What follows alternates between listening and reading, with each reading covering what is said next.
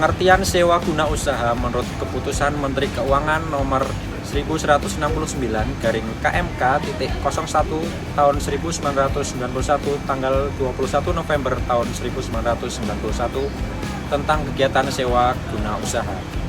Jadi di sini dijelaskan bahwa sewa guna usaha adalah sebuah kegiatan pembiayaan dalam bentuk penyediaan barang modal baik secara guna usaha dengan hak opsi atau finance lease maupun sewa guna usaha tanpa hak opsi atau operating lease.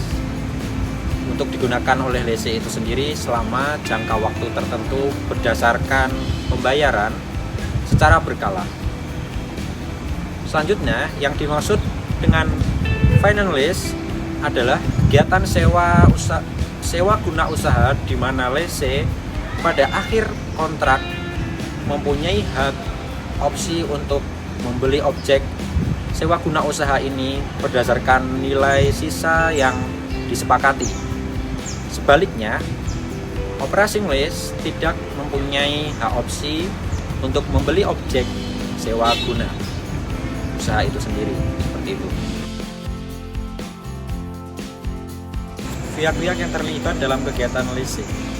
Yang pertama adalah lesser, yaitu perusahaan atau perusahaan leasing yang memberikan jasa pembiayaan kepada pihak leasing dalam bentuk barang modal. Jadi lesser dalam financial lease itu bertujuan untuk mendapatkan kembali biaya yang telah dikeluarkan untuk membiayai penyediaan barang modal dengan mendapatkan keuntungan, seperti itu.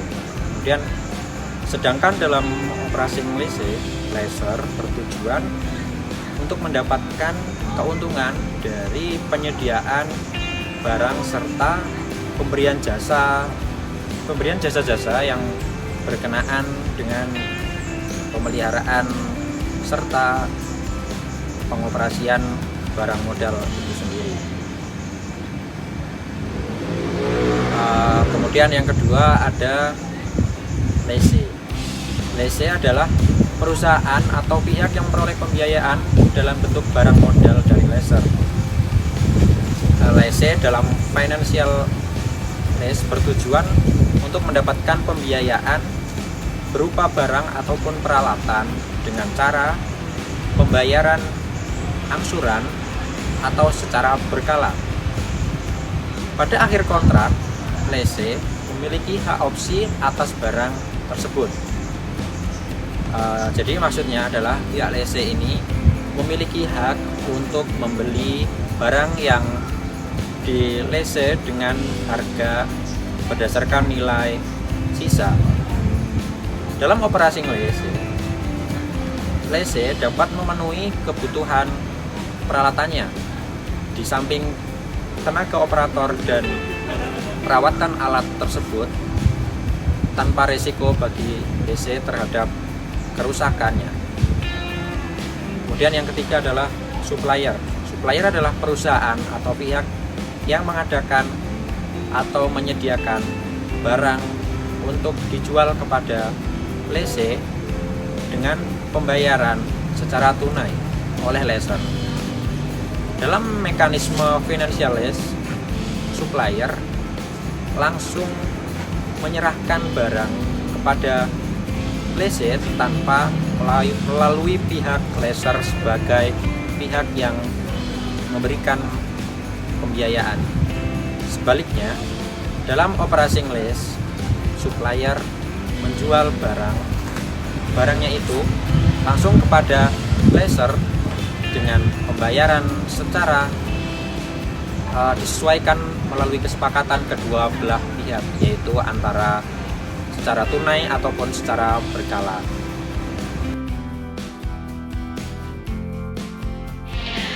Selanjutnya adalah elemen-elemen dalam leasing. Elemen dalam leasing yang pertama adalah pembiayaan perusahaan. Pada dasarnya, lembaga leasing ini keberadaannya dimaksudkan sebagai usaha untuk memberikan kemudahan pembiayaan kepada suatu perusahaan yang memerlukannya. Dalam perkembangannya, leasing diberikan pula kepada perseorangan dengan pembentukan barang tidak harus untuk kepentingan usaha. Misalnya, untuk kepentingan membeli mobil yang tidak ada sangkut pautnya dengan kegiatan usaha. Dan yang kedua adalah penyediaan barang modal. Supplier menyediakan barang modal atas biaya lesor yang diperuntukkan bagi kepentingan lesi untuk operasional bisnisnya. Barang modal yang dimaksud itu misalnya adalah mesin-mesin untuk pabrik, komputer, mesin fotokopi, kendaraan bermotor, bahkan pesawat terbang. Elemen yang selanjutnya adalah keterbatasan jangka waktu. Unsur yang penting lainnya dari lembaga leasing ini adalah adanya jangka waktu tertentu atau terbatas. Bila ternyata tidak terdapat klausula tentang jangka waktu yang terbatas, artinya tidak dibatasi oleh jangka waktu. Nah, maka hal ini bukan merupakan leasing, tetapi termasuk dalam pengertian sewa-menyewa biasa. Yang selanjutnya adalah pembayaran kembali secara berkala. Nah, pada hakikatnya, lessor telah membayar lunas barang modal tersebut kepada pihak supplier. Maka, sekarang kewajiban lesi sebagai yang memanfaatkan barang modal dimaksud untuk membayar kembali harga barang modal tersebut dengan cara mengangsur kepada lessor. Elemen yang selanjutnya adalah hak opsi untuk membeli barang modal. Pada saat dan dengan syarat tertentu, lesi memiliki hak opsi untuk membeli barang modal atau tidak sama sekali. Nah, hal tersebut diberikan pada saat akhir masa leasing, dan hak itu telah diperjanjikan dalam kontrak leasing.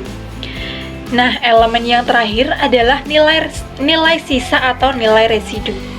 Nilai sisa merupakan besarnya atau jumlah uang yang harus dibayar kembali kepada lessor oleh lesi di akhir masa berlakunya leasing atau pada saat lesi mempunyai hak opsi. Nilai sisa biasanya sudah terlebih dahulu ditentukan bersama dalam kontrak leasing.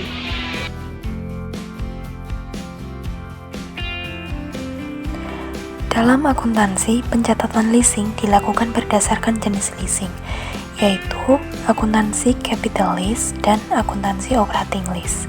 Berikut adalah jurnalnya.